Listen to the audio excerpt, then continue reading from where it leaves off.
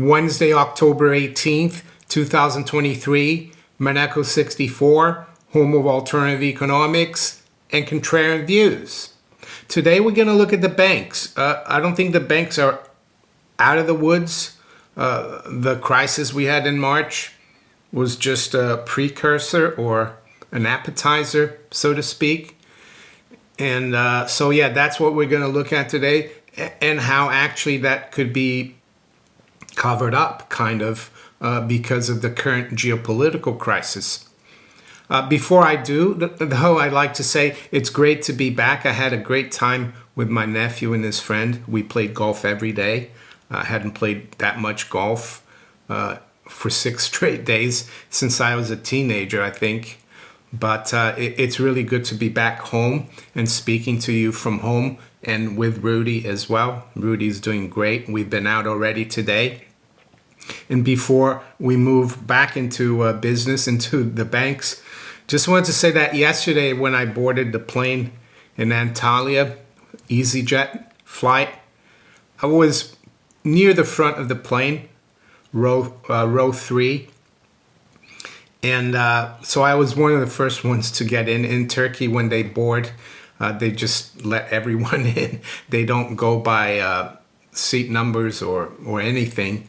And I was pretty much by the front there. And so I got in, and I was sitting and watching everyone come in. And then I saw quite a big family, and the father was the last one walking past. And he looked at me, I looked at him, acknowledged him. And then a few minutes later, he comes up, and I was thinking, well, he might want to me to move seats or something. And he looked at me, Maneco. So, he's one of the viewers and subscribers, and it was really nice to meet you.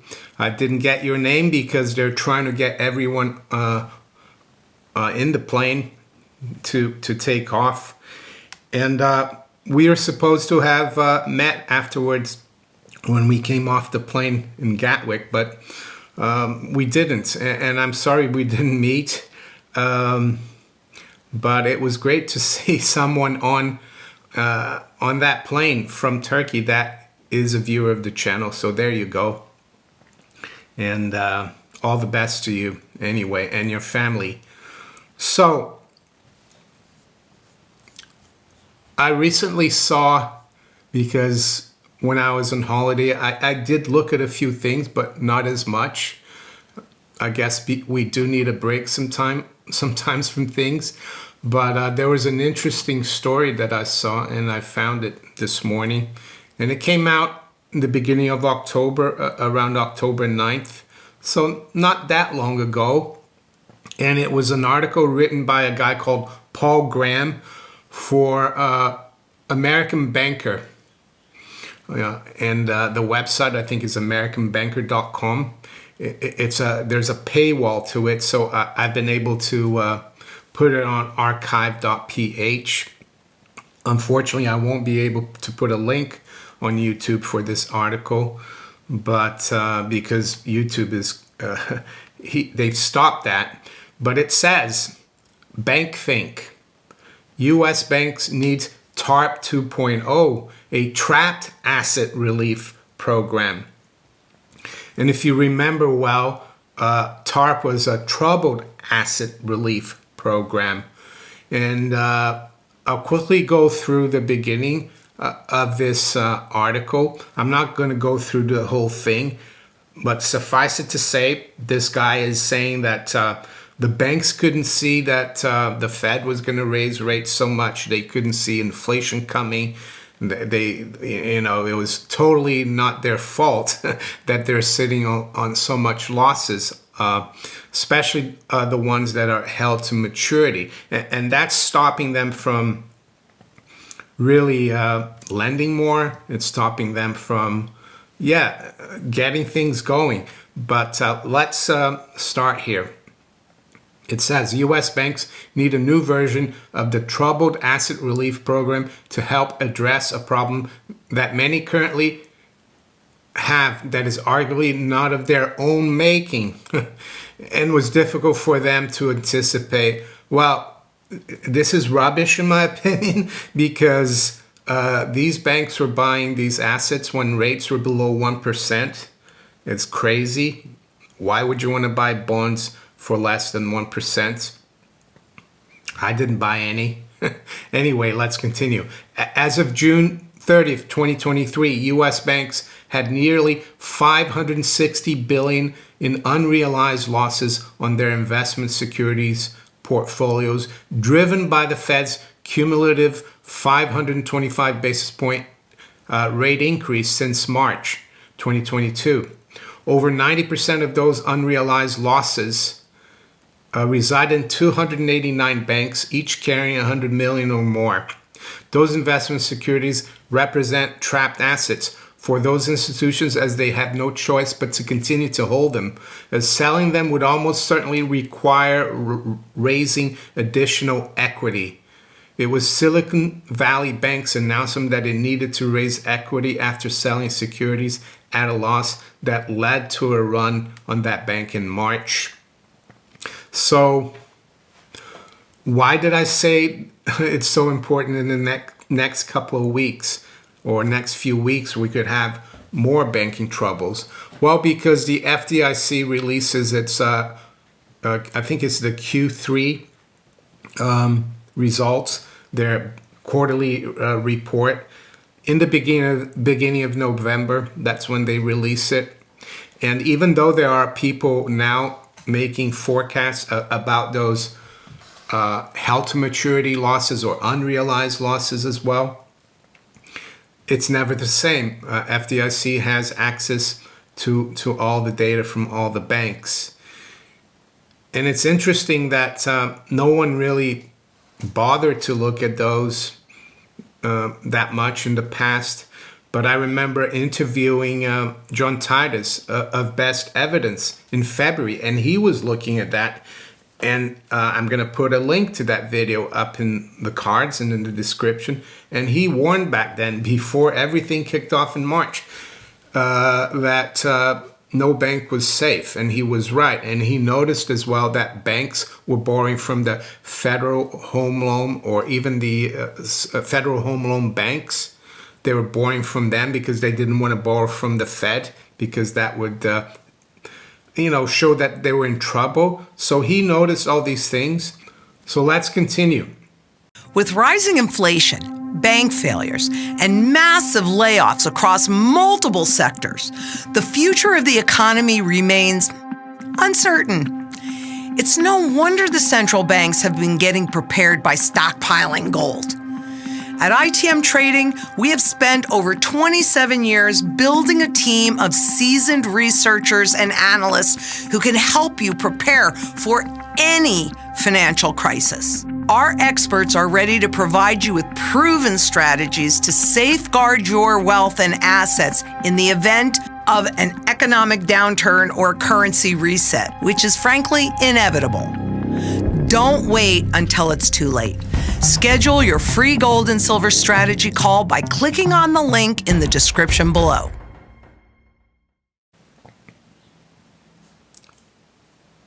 As a result, banks have aggressively borrowed from the Federal Home Loan banks, the Federal Reserve, or private equity firms, and or turned to higher cost, more volatile brokered deposits to maintain liquidity. Because the borrowings and deposits now bear higher rates, and the investment securities earn lower fixed rates, many are returning a negative net interest margin. Some banks have turned to preserving liquidity by reducing lending, focusing on deposit gathering and selling of assets.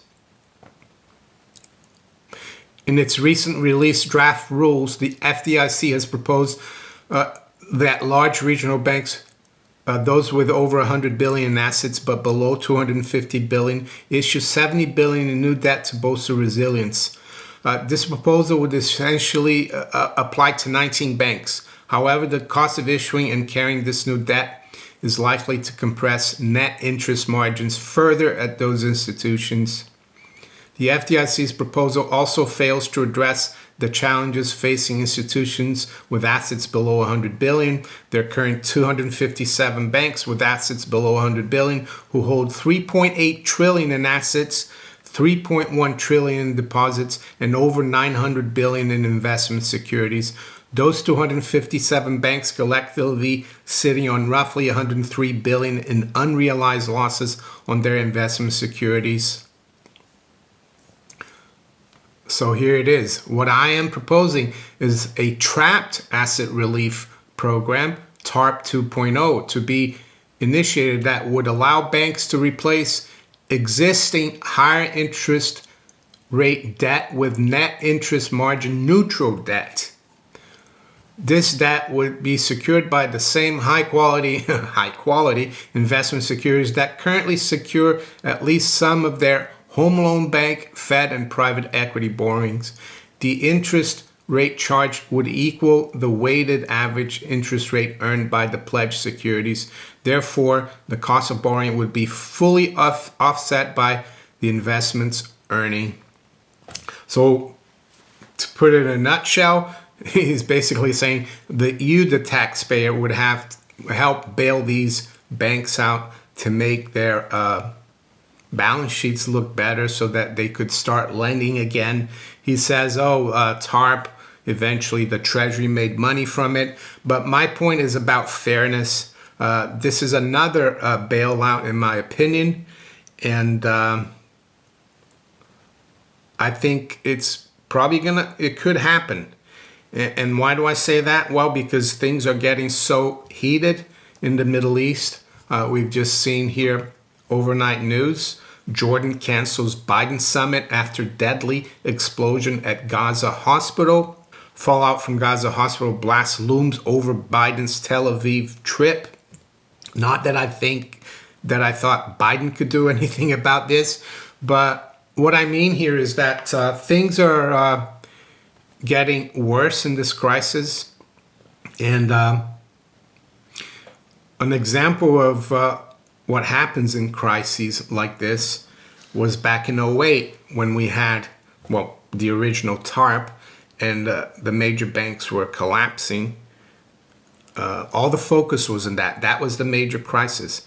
And this is something that I didn't even know happened at the time. I only found out about it from Lord Lilly, who voted against it. And that was the Climate Change Act of 2008 in the UK, passed in Parliament. And that was right around the time that Lehman collapsed, and no one talked about it. So what I'm trying to say here, in the next couple of weeks, especially when in the beginning of November, when we get the FDIC quarterly banking report, things could be really bad for the banks. But I think there will be, this current geopolitical crisis will be even worse. So they'll be able to do a lot, but we need to keep an eye on it. And why am I covering this? Well, because this is what I'm here to do, to focus on very important things for your pocketbook. And hopefully I can help you a little bit, not through advice, but just letting you know what's going on. And the other thing that I would say that I wanted to bring up is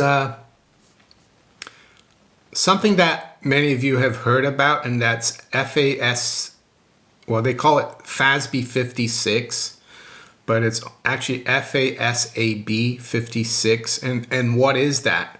Well, that's something that actually President Trump put into the books, I think back in 2018. And I have an article here from Rolling Stone magazine from Matt Taibbi in January of 2019, and it says, has the government legalized secret defense spending? And what's defense spending got to do with the banks? Well, let me just read it to you. While a noisy Supreme Court fight captivated America last fall, an obscure federal accounting body quietly approved a system of classified money moving. So again, there was a crisis and like a noisy story going on, and they passed this like when no one was watching, right? So it says October 4th, 2018 was a busy news day. The fight over Brett Kavanaugh's Supreme Court nomination dominated the cycle. Sounds familiar? Gaza, Israel dominating the cycle. The Trump White House received a supplemental FBI report. It said cleared its would-be nominee of wrongdoing. Retired Justice John Paul Stevens, meanwhile, said Kavanaugh was compromised enough that he was unable to sit as a judge. A National Taco Day trended on Twitter. Chris Evans told the world production wrapped on Avengers 4. The only thing that did not make the news was an announcement by a little-known government body called the Federal Accounting Standards Advisory Board, FASB, that legalized secret national security spending. The new guidance, SFFAS 56, classified activities, permits government agencies to modify public financial statements and move expenditures from one line item to another. It also expressly allows federal agencies to refrain from telling taxpayers if and when public financial statements have been altered. And they can use the excuse of national security. And the other day I read that I think it was the U.S. Secretary of Defense or one of the big wigs said that they could have 2,000 troops ready to send to the Middle East. So this would be in play, and it wouldn't be just money that would be spent for defense. They could send it anywhere. They could send it to the Treasury, or the Treasury could send it to the Fed to bail out the banks. So there's a lot going on here. A lot of things that people are focusing on. Of course, the big Israel, Hamas, Gaza crisis. And the banks are in trouble again. And we're seeing interest rates or bond yields rise again. I saw that the 2-year yield yesterday made a 17-year high, around 5.2%, because we had stronger than expected retail sales data. So the bond market is not helping. And we know that the bond market is really important for the banks because they're loaded up with government bonds, with other bonds. And when yields go up, the price of those bonds go down. And with yields for treasuries above 5%, for mortgage rates approaching 8%, and seeing that a lot of these banks bought these securities when rates were a lot lower, they're sitting on even bigger losses now. It's getting even worse than when it was in March. And unfortunately, well, not unfortunately, maybe a little fortunately, we were only going to see the fourth quarter FDIC report in the beginning of February. So at least they've got a little bit of relief there. But be as it may, I also noticed that Bank of America, it's not just the small and medium-sized banks that are in trouble. Porter Stansberry retweeted or reposted on X yesterday. He said losses in Bank of America, $760 billion bond portfolio rose by $25 billion in the quarter to $131.6 billion. These losses dwarf the bank's $7.8 billion quarterly earnings and represent an existential threat to the bank, but are not counted against earnings or regulatory capital. So it's not just the small banks, it's the big banks too.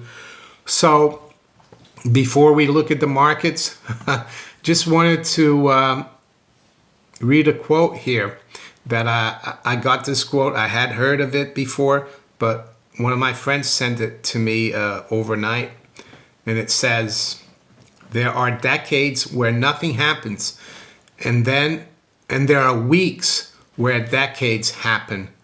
and this quote is by Lenin. So I think this is the kind of environment we're in. I'd like to thank my friend for sending that. I think this encapsulates very well what's going on. And it's with that in mind as well that I think gold and silver are going to protect those who've had the foresight to keep accumulating it. And I think it's still not late to do it. And I think the technical picture is looking very good now, especially for gold. But silver is turning as well. And if you want to add or get gold and silver for the first time, have a look at the description of my video. I've got 3 affiliates that could help you. So it's 8:05 a.m. London time. We're going to quickly look at the markets. So we've got spot gold at 1937. It's up $14, 0.75%. The high's been 43. That's a new high, recent high. And the low 23. I just want to show you the chart. And this is a weekly chart. And I've got here the 50, 100, and 200 week moving average. The 50 is the green line. The 100 is the black. And the 200 is the red. And if you look at back in 2019, May 2019, when gold started going up, that the green was moved above the black, and and the price of gold went way above those moving averages. In the last few years, it's been like trading above and below that. And it looks like now the green is way above the black is above the red. And I made a video a couple of weeks ago how we bounced off the 200-week moving average, and we're breaking above that falling wedge. So I think we're just in the beginning of a huge leg up in the price of gold. That's my opinion. I could be wrong. Anything can happen, but it's looking good. And the same thing is happening to silver, even though we need to get back above the 50-week moving average, which is the green line. And we need to see the 100-week moving average, the black line, get back above the 200-week moving average. And I would say on a weekly basis, right now, 24 is the key resistance. And next week, it will be just around 24 as well. So that's going to be the key level for silver. So let's quickly look at the stock market. The Dow futures is down 65. NASDAQ is down 60. S&P is down 13. What about the currencies? Well, sterling is up 1/8%, just below 122. The euro is unchanged, 105.80. The dollar is down slightly versus the yen, 149.68. Dollar is down slightly versus the yuan. So Chinese GDP came out today for the third quarter. It rose 4.9%. It was expected to rise 4.4%, but it dropped from 6.3%. They're slightly better numbers, of course. So let's continue here with the currencies. Aussie dollar is up 0.25% at 63.82. The dollar is down 1/10 at 136.30 versus the Canadian dollar. And the Kiwi dollar is up 1/4 at 59.11. Quickly look at the commodities. WTI crude is up almost 2% at 87. Brent crude is up 1.5%, just above 90, trading at 90.50. Platinum is up $4, trading around 905. High-grade copper is up 1% at 364. Let's finish off with the bond markets. The 10-year yield is unchanged at 4.85. Again, I think when I left for my holiday, it was trading around 4.60. So I think we're going to test 5% very soon there, which won't be good for the banks again. The Japanese 10-year yield, I noticed that's gone back above 80 basis points. We got up to 0.82 today. Right now it's at 0.81, up 2.5 basis points. And let's check the gilt market. Well, we got the 2-year gilt yield just below 5%, still under control. We had the CPI out today. It was still with a 6 handle. No respite there from the inflationary pressures in the UK. The 10-year yield is up 10 basis points at 460, and we're up above, back up above 5% in the 30-year. So there you go. With that, Rudy and I are going to wish you all a very good day. Take care. Bye.